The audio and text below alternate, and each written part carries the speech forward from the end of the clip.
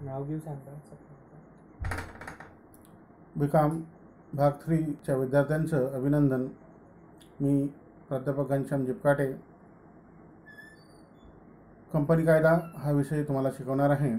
त्याविषयी तुम्हाला मी सविस्तर माहिती या ठिकाणी देत आहे. औद्योगिक क्रांती, आधुनिक यंत्रणा निर्मितीचे नवीन तंत्र, उत्पादनाचा प्रचंड परिणाम, विस्तृत बाजारपेठा, व्यवसाय करण्यासाठी प्रचंड भांडवलाची गरज, भागभांडवल, संयुक्त स्कंद प्रमाणाचा विकास याबाबत सहसंबंध असतो. तो सहसंबंध आपल्याला वाढवण्यासाठी जास्तीत जास्त भांडवलाची आवश्यकता भासत असते. त्यासाठी संयुक्त स्कंद प्रमंडळाची निर्मिती झालेली आहे. कंपन्याचा आकार, कार्यक्षेत्र, संशोधनाचे उत्तरोत्तर वाढ होत गेलेली आहे. संयुक्त स्कंद प्रमंडळाचा कंपनी कार्यालयीन कामकाज सांभाळण्यासाठी जबाबदारी वाढलेली आहे आणि ती जबाबदारी स्वीकारण्यासाठी सचिवाची आवश्यकता भासली.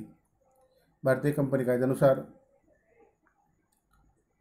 विभिन्न तरतुदीचा विचार करून सर्व निर्णय, नियमाची पूर्तता, संचालक मंडळाच्या नियमानुसार प्रमंडळाच्या चिटणीसांचा त्यावर होणाऱ्या जबाबदाऱ्या पूर्ण करण्यासाठी पराकाष्ठा करावी लागते. भारतीय कंपनी कायदा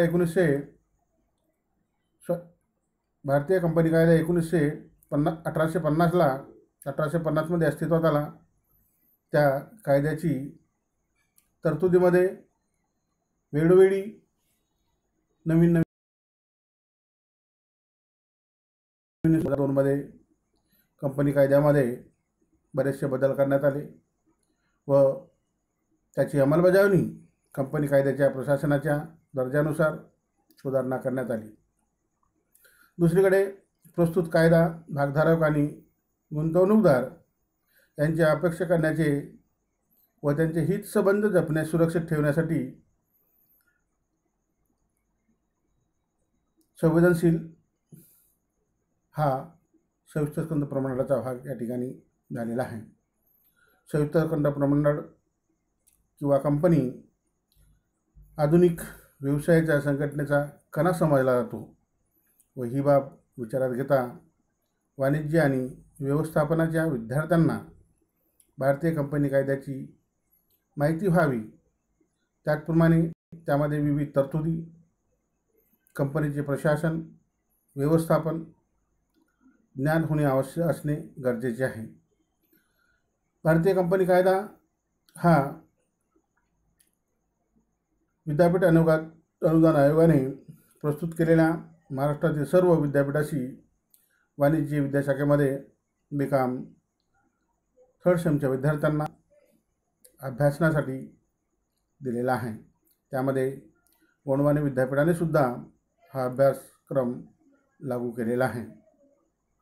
तरी त्याची सविस्तर माहिती आपण या ठिकाणी बघतो आहे. हा 80 मार्काचा पेपर आपल्याला सोडवायचा आहे. त्यामध्ये हा 4 विभाग, युनिट 1, युनिट 2, युनिट 3 व युनिट 4 असे 4 विभाग पाडलेले आहेत व यामध्ये आपल्याला त्याची संपूर्ण तयारी 80 मार्कासाठी करणे गरजेचे आहे. ते आपणासमोर मी या ठिकाणी सादर करत आहे. युनिट नंबर 1मध्ये संयुक्त स्कंद प्रमंडळे, त्यालाच जॉईंट स्टॉक कंपनी असे म्हणतात, याबद्दलची माहिती आपल्याला बघायची आहे. त्यामध्ये सविस्तर संयुक्त स्कंद प्रमंडळ म्हणजे काय, व्यवसायाचे संघटन करण्याकरता आधुनिक पद्धती, प्रमंडळाचा अर्थ, व्याख्या, स्वरूप, वैशिष्ट्ये, प्रमंडळाचे प्रकार, खाजगी सार्वजनिक प्रमंडळे, सूत्रधारी प्रमंडळे व सहाय्यक प्रमंडळे, खाजगी प्रमंडळे व सार्वजनिक प्रमंडळे, त्यामध्ये होणारे परिवर्तन याविषयी आपल्याला माहिती बघायची आहे. त्यामधला दुसरा चॅप्टर आहे प्रमंडळाची नोंदणी, फॉर्मेशन ऑफ ए कंपनी. त्यात आपल्याला प्रमंडळाच्या स्थापनेसंबंधी कारणे, उद्दिष्टे, प्रमंडळाच्या स्थापनेची अवस्था, नोंदणीच्या बाबतीत चिटणीसांचे कार्य, प्रवर्तक म्हणजे काय, प्रवर्तकाचे प्रकार, प्रवर्तकाचे कार्य, कर्तव्य, प्रवर्तकाचे उत्तरदायित्व आणि प्रवर्तकाची स्थिती. अशा प्रकारे आपला हा पहिला युनिट दिलेला आहे. युनिट नंबर 2 मध्ये प्रमंडळाचे घटनापत्रक आणि नियमावली, त्यामध्ये आपल्याला 2 भाग बघायचे आहे. तर घटनापत्रक म्हणजे काय, घटनापत्रकाची व्याख्या, महत्त्व, स्वरूप, घटनापत्रकामध्ये अंतर्भूत होणाऱ्या बाबी, नियमावलीची निर्वायता, त्याची व्याख्या, व्याप्ती, स्वरूप, घटनापत्रक आणि नियमावली यातील परिणाम, रचनात्मक पद्धतीचा सिद्धांत, अंतर्गत व्यवस्थापनाचा सिद्धांत, घटनापत्रकामधील परिवर्तन, नियमातील बदल, घटनापत्रक आणि नियमावली यामधील अंतर आपल्याला बघायचं आहे. त्यानंतर युनिट नंबर 2 मध्येच माहितीपत्रक, ज्याला आपण प्रॉस्पेक्टस हे म्हणतो. माहितीपत्रक म्हणजे काय, माहितीपत्रकाची व्याख्या, माहितीपत्रकाच्या निर्गमाची उद्दिष्टे, माहितीपत्रकाच्या निर्गमनाबद्दल कंपनी कायद्यामध्ये तरतुदी, माहितीपत्रकाऐवजी निवेदन, माहितीपत्रक, स्मरणपत्रक, त्याचा अर्थ व उद्दिष्टे, प्रमाणक कायद्यामधील तरतुदी, माहितीपत्रकामधील मजकूर, माहितीपत्रकाची नोंदणी, माहिती, बुक बाइंडिंग, सेल्फ माहितीपत्रक, माहितीपत्रकामधील असत्य कथन, संचालक आणि प्रवर्तकाची कार्य, दायित्व हा भाग आपल्याला युनिट नंबर 2 मध्ये शिकायचा आहे. युनिट नंबर 3 मध्ये आपल्याला भांडवलाची संकल्पना, कन्सेप्ट ऑफ कॅपिटल याबद्दल माहिती बघायची आहे. त्यामध्ये भांडवलाची संकल्पना, भांडवलाचे वर्गीकरण, भांडवलाचे प्रकार, भागांचे प्रकार, समता भाग, पूर्वाधिकार भाग, भागांची विक्री, भागांच्या विक्रीची कार्यपद्धती, बोनस भाग, खाजगी विक्री, भाग भांडवलात फेरबदल, भांडवलाचे संघटन, भागांचे उपविभाजन, भागसाठ्यांचे परिवर्तन आणि भागसाठ्यांचे भागामध्ये परिवर्तन, भागविक्रीचा विमा, विभाजनात्मक अधिकार असलेले समता भाग भांडवल, अधिकार भाग, बोनस भाग, सेवा समता म्हणजे सेवा समता भागाचे निर्गमन, कर्मचाऱ्यांना भागाची कसरीवर विक्री करण्याची योजना यासंबंधी आपल्याला या ठिकाणी माहिती बघायची आहे. युनिट नंबर 3 मध्येच नेक्स्ट चॅप्टर आहे भाग प्रमाणपत्र आणि भाग अधिकारपत्र, share certificate of share warranties. भाग प्रमाणपत्र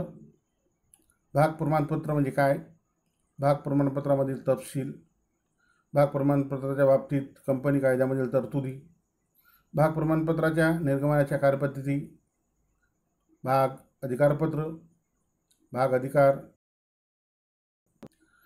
अधिकारपत्राची वैशिष्ट्ये, भाग अधिकारपत्राचे संबंधनात कायद्यामधील तरतुदी, भाग अधिकाराच्या निर्गमनाच्या कार्यपद्धती, भाग प्रमाणपत्र आणि भाग अधिकारपत्र यामधील अंतर, भागावरील हप्ते मागणी, आगाऊ हप्ता भरणा, भागांची जप्ती, भाग जप्त करण्यासंबंधी तरतुदी, भागांच्या जप्तीची कार्यपद्धती, भागांचे समर्पण. भागांचे समर्पण म्हणजे काय, भाग समर्पणाच्या अटी, भागांची जप्ती आणि भाग समर्थन यामधील अंतर आपल्याला स्पष्ट करायचं आहे. भागांच्या समर्पणाचे प्रकार, भागांचे हस्तांतरण, भागांचे संक्रमण. भाग हस्तांतरण आणि भाग संक्रमण यामधील अंतर, कर्मचाऱ्यांना भागाची कसरतीवर विक्री करण्याची योजना, प्रमंडळाने स्वतःचे भाग खरेदी करणे, प्रमंडळाने स्वतःचे भाग खरेदी करण्यासंबंधी कार्यपद्धती या ठिकाणी आपल्याला बघायची आहे. असा युनिट नंबर 3 या ठिकाणी आपण अभ्यासणार आहोतच. युनिट नंबर 4 खालीलप्रमाणे दिलेलं आहे. त्यामध्ये प्रमंडळाचे सभासत्व, मेंबरशिप ऑफ ए कंपनी याबद्दल आपण माहिती या ठिकाणी बघत आहोत.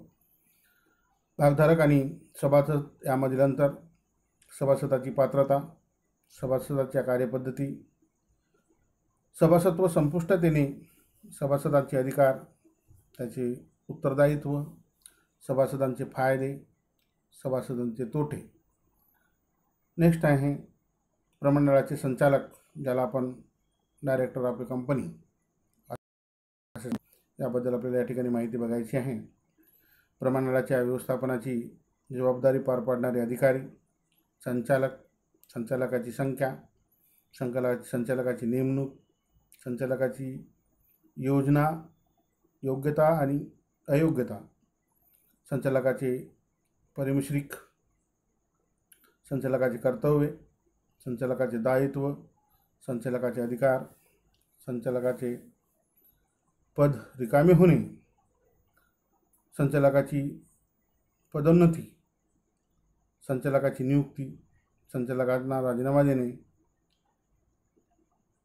सेवा संचालकाचे कायदेशीर स्थान याबद्दलची संपूर्ण माहिती आपल्याला सिलेबसमध्ये दिलेली आहे व ती आपल्याला अभ्यासणे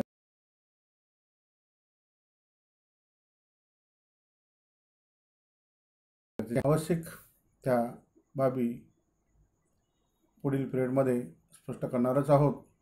आता हा पहिला व्हिडिओ आहे. नेक्स्ट व्हिडिओमध्ये आपण संबंधित चॅप्टरविषयी माहिती पद्धतशीर करणार आहोत. थँक्यू.